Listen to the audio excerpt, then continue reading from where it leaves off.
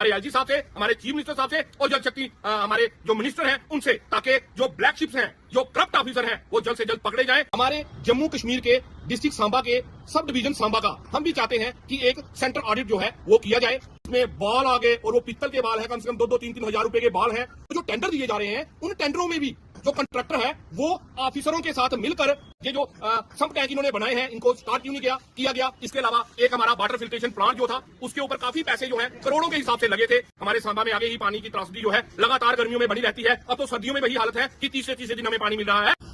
Jammu Kashmir assembly में इस बार बहुत बड़ा हंगामा जो है वो देखने को मिला और भारतीय जनता पार्टी के हमारे जो एमएलए थे उन्होंने कहीं ना कहीं जम्मू कश्मीर के जल जीवन मिशन के जितने भी यहाँ पे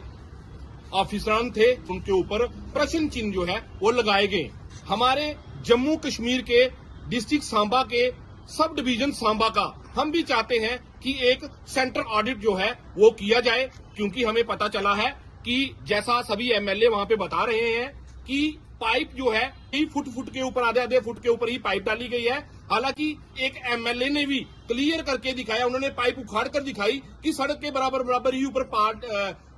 पाइप डाल दी गई है और पैसे जो है वो 1.5 फुट गहराई के लिए गए हैं। इसके अलावा हमारे सांबा में जो इनका वेस्टेज मटेरियल है जिसमें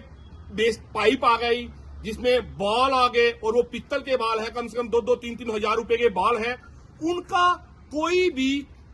रिकॉर्ड जो है हमारे यहाँ सांबा सब डिवीजन के पास अगर है तो वो हम एक आरटीआई के द्वारा निकालेंगे, उसको क्लियर करेंगे, क्योंकि सुनने में आया है कि उनका भी एक घोटाला जो है सांबा सब डिवीजन में देखने को मिल रहा है। इसके अलावा हमारे जो स्टेज टेंडर हो रहे हैं, आजकल डिपार्टमेंट काम नहीं कराता, इसके लिए कॉन्ट्रैक्टरों को टेंडर दिए जा रहे हैं और जो टेंडर दिए जा रहे हैं उन टेंडरों में भी जो कॉन्ट्रैक्टर है वो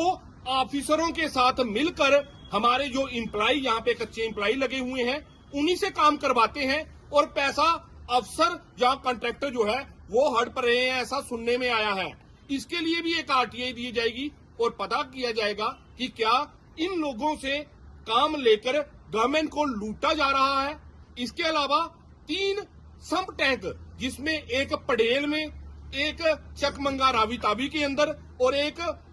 OH की कैली मंडी में बना हुआ है, जिनको कम से कम 2-3 साल हो गए बने हुए,